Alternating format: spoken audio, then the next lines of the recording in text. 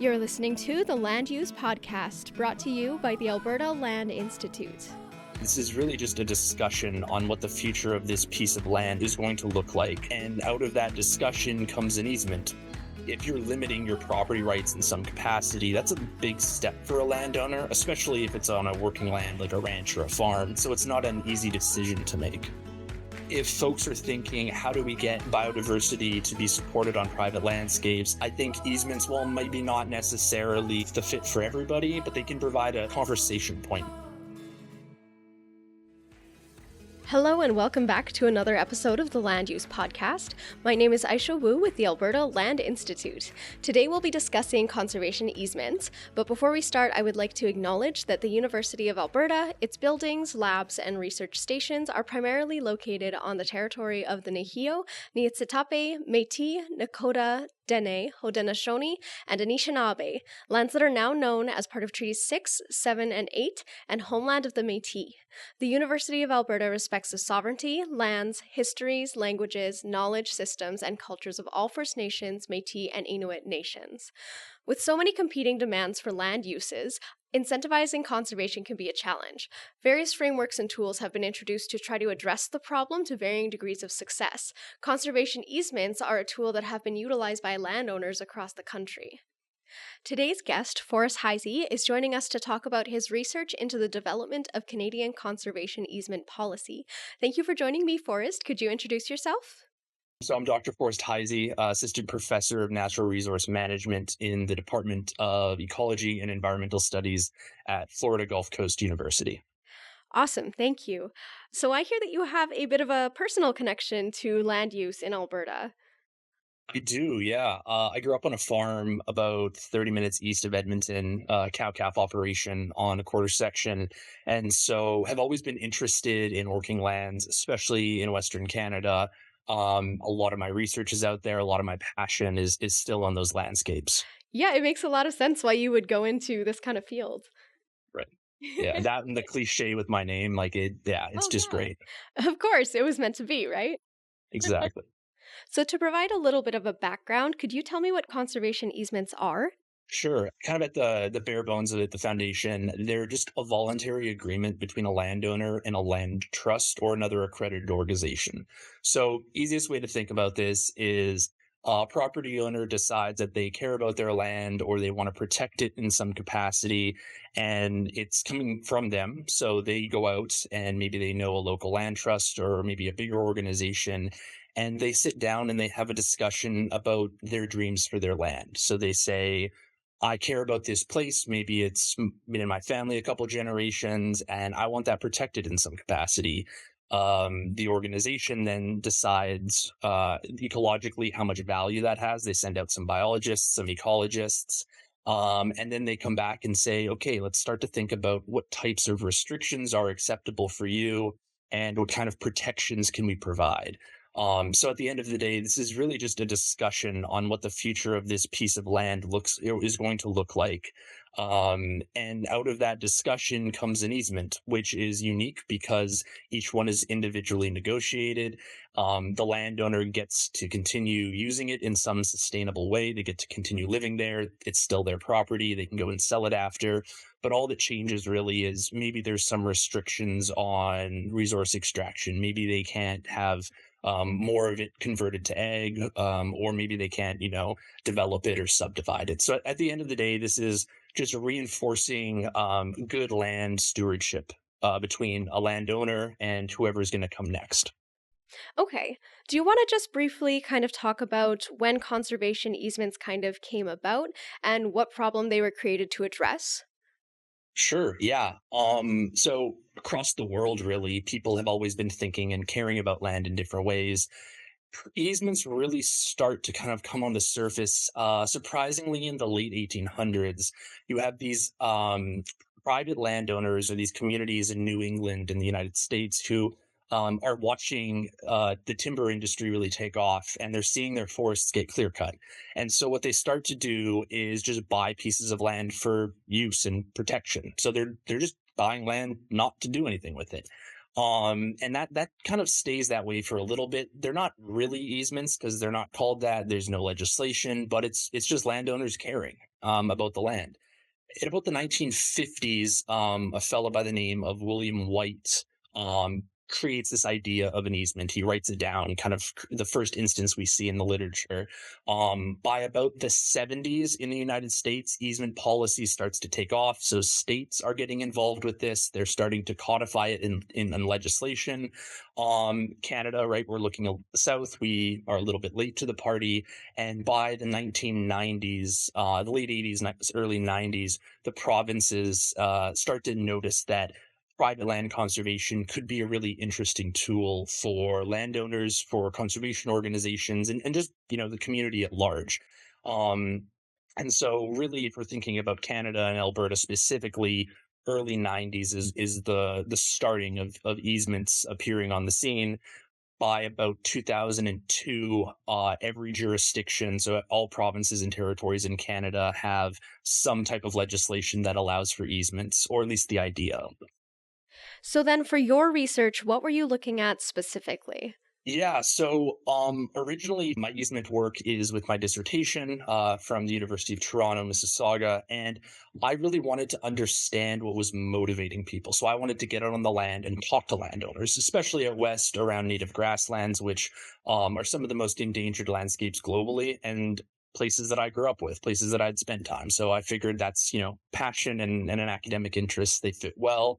I went to the literature, and it turned out surprisingly that there hasn't been a lot of the foundational study of easements in Canada. So my dissertation very quickly turned in from a couple case studies that I'm very interested in to case studies, but also providing some foundation. So looking at policy and legislation. The first chapter looks at the national legislation, seeing how policy migrated from province to province, what roles the federal government, NGOs, lobbyists had in this case. Um, and then thankfully I get to move into case studies. I get to talk to some amazing people. But I provide the basis for, okay, this is why we're doing the things. This is legislatively how we can kind of enable them. And then I move into why do people care about this, or what policies or incentives are driving the placement of easements? Because it really, if you're limiting your property rights in some capacity, that's a big step for a landowner, especially if it's on a working land like a ranch or a farm. And so it's not an easy decision to make.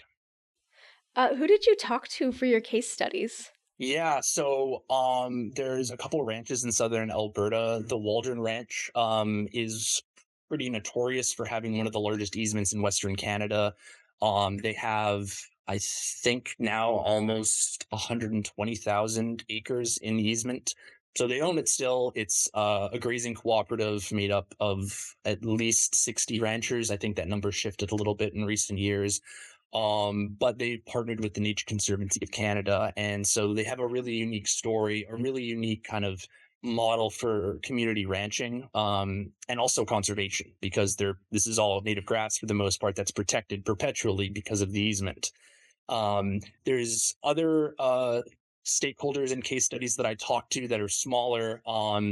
My ethics doesn't allow me, to get too into the weeds with who they are and where they are, but I ranged from massive cooperatives with, 60 plus ranchers all the way down to single families who were very much interested in just, protecting what their grandparents had bought, and, they wanted their grandkids to see.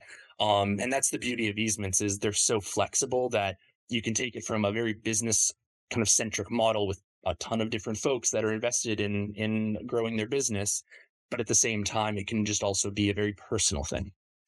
Okay. Do you want to talk about some of your key findings? Sure. I led in with the flexibility just now, and I think that's a major key finding.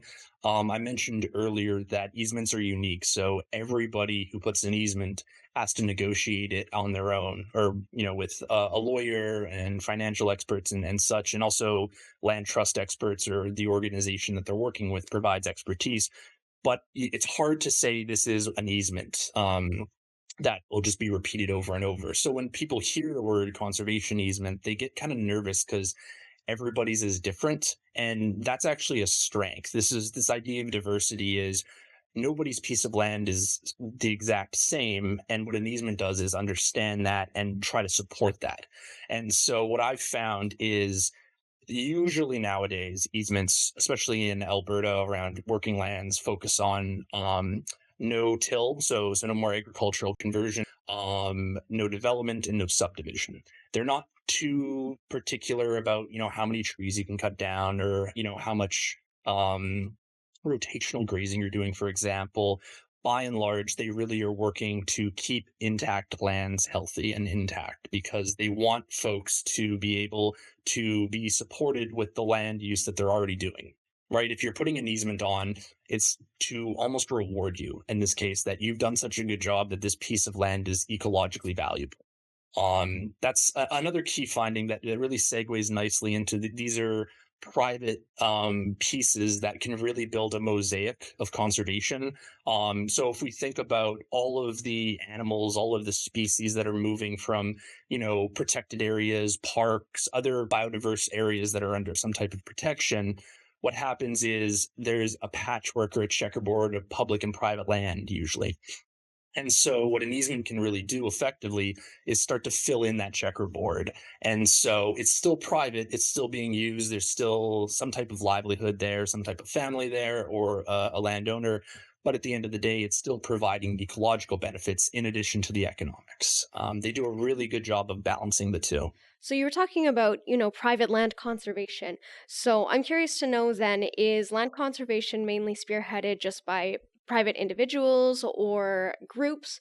Or I guess to what degree is the government involved? Yeah, so it can be both. From the federal government's perspective, they have this program called the Federal Eco Gift. And what that does is it provides a federal tax incentive, essentially a tax break, but it also provides some recognition. So you get an eco gift on your land if you put an easement, for example, and the government will come out and say, you get a tax break. We've established that this place is ecologically significant for Canada and largely North America or the world in this case. And so there's a little bit of recognition. There's kind of a feel good, right? It's less so about an individual right, more so a public responsibility or an obligation of having a land ethic in this case. From the provincial government's perspective, they usually have some type of funding mechanism, or they'll work with environmental NGOs such as Ducks Unlimited, NCC, other smaller regional groups as well. And there's the Alberta Land Trust Grant Program, which has gone under some reconstruction in the most recent government, but still provides opportunities for land trusts to basically vie for funding. So they'll put a proposal forward. They'll say this project is great because there's X amount of native grass, or there's species at risk here that we need to really protect. And so it's a way of providing of public dollars to support private individuals at the same time. So, in your opinion, what more do you think the government could be doing to support conservation easements? I mean, always they could provide more money. I think it's a bit of a cop out. Um, I have a lot of like policy minded solutions which are pretty boring. So I don't know if your listeners are super excited about that. Honestly, I think that I would, and a lot of our listeners would be very interested to hear about the policy part of it. Okay. Well, at the risk of scaring folks away, there's an interesting value metric where an easement is ecological in the sense that we're caring about the native grass, the species, whatever it is on the land. And we want that protected and taken care of. But it's valued through a real estate lens. So, for example, if you have two potential easements, one, let's say outside of Calgary, it's beautiful outside the Rockies, you have that eastern slope view, that property value is going to be pretty high comparatively to somewhere near Wainwright, for example, or something like that.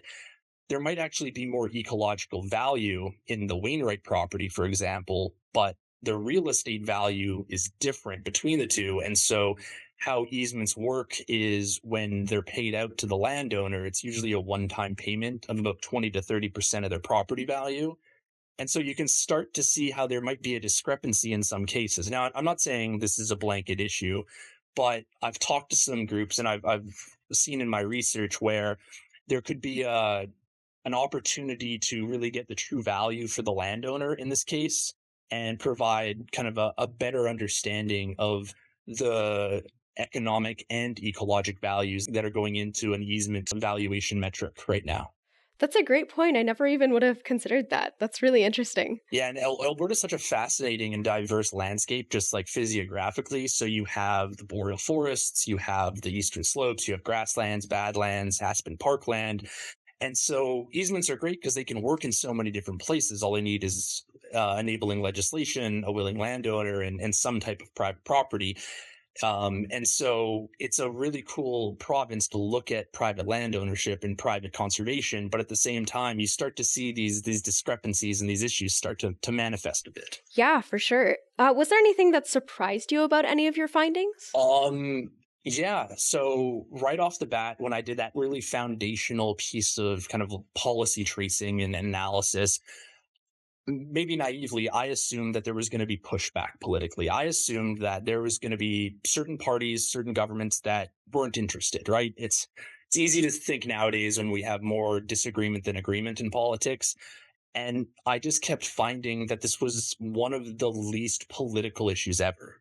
Um, in Canada, especially, they swept across the country in roughly a decade. In that time, they went from progressive conservative governments to NDP governments to liberal governments. Everybody was on board. Once the government in power, the folks even in the official opposition understood what these things were, they realized that these are just another tool. So they support private property and private ownership. They support biodiversity gains. They support sustainable ranching, which is a big part of especially Western Canada's kind of cultural image, at least in Alberta and places. And so trying to pick apart why they shouldn't support legislation for easements, it just really fell flat. Something I didn't expect. And then when I got out to some of my case studies and talked to folks, it was really interesting because I had also assumed that the money, that 20 to 30% payment was going to be an important piece of it. And it is to a degree. But what I kept hearing was, oh, I want my grandkids to have this place. I want them to connect as I've connected with this place. Yeah, I still need to run my cattle, but I love the fact that sharp-tailed grouse are, breeding in my backyard, and there's a family of elk that come through and use the river valley. And so there's an extrinsic, which is the financial, still important, but the vast majority of folks, when it became their motivation, their reason to basically limit their ability to profit off their land, it was almost always intrinsic values, these kind of emotional, ethical, even philosophical reasoning. And that again, I didn't expect that at all. Yeah, I agree. I would also not expect that, but they're both such incredibly positive findings. Right? Yeah. Yeah. It was a feel good moment for myself when I was doing this work. So how can other researchers build off of your work? Yeah. As I've said a couple times, the foundational aspects of my work are really just springboards at this point. I think the gap in the literature is pretty substantial, especially when we consider how large Canada is, how much private property we have. A lot of our species at risk are found on private land, and so researchers in biodiversity corners of the world, or at least in the the universities or the think tanks, what they can do is look at these as an opportunity to provide more programming. So if existing programs for habitat conservation aren't working, maybe an easement could be there. There's also a thing called a term conservation easement. And I should clarify that everything I've kind of said so far is around perpetual conservation easements. And so these are easements that are on property title regardless of landowner change or succession. In this case, a term easement would be a 25-year term of an easement, and then it could lead into a perpetual one if the landowner wants.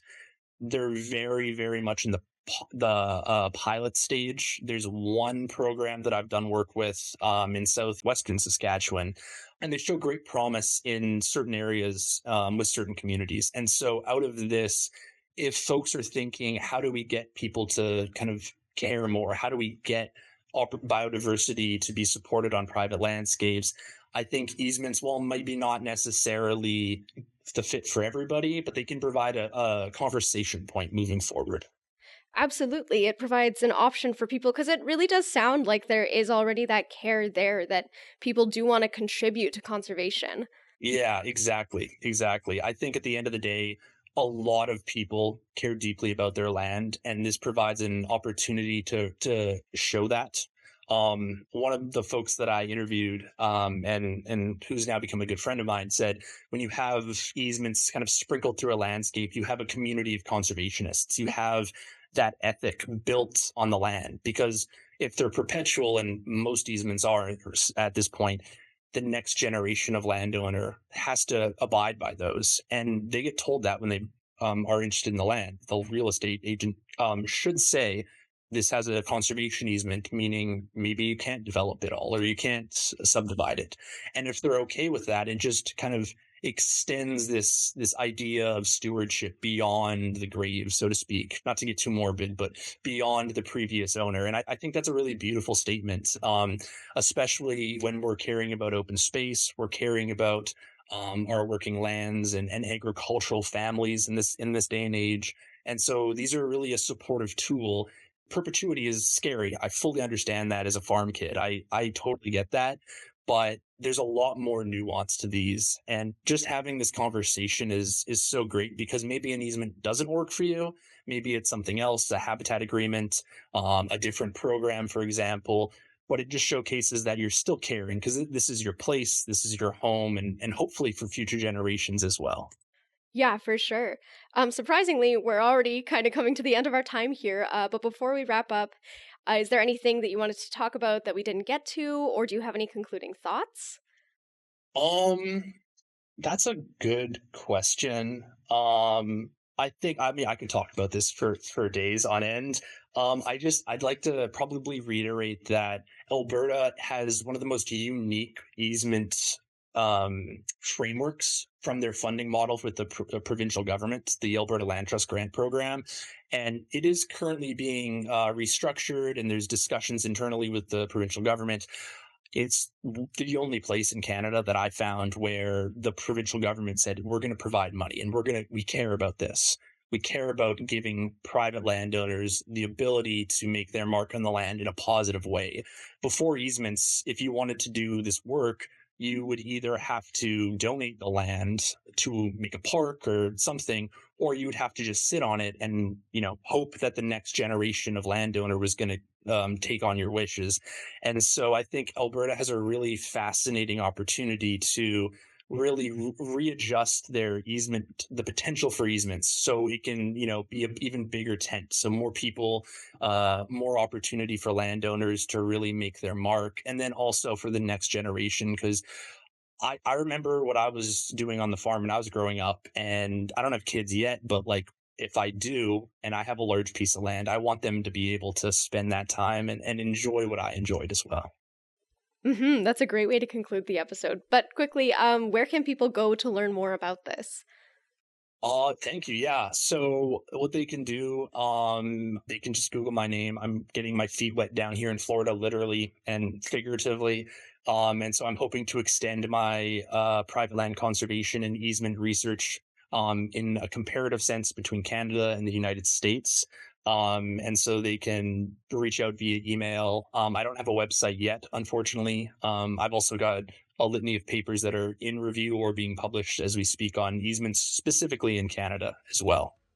Yeah, perfect. And I will also make sure to link your research in the description as well so people can check it out there. But thank you so much for joining me, Thank Forrest. you. Thank you. I appreciate the time and the labor for doing this. Thank you. If you'd like to know more about Forrest's research, it is linked in the description below. As always, if you enjoyed the episode, give us a like, a comment, and a follow to stay up to date with all of our latest podcast episodes. You can also follow us on Facebook, Instagram, X, and LinkedIn, and sign up for our newsletter on uab.ca/ALI. Thank you so much for tuning in to the Land Use Podcast.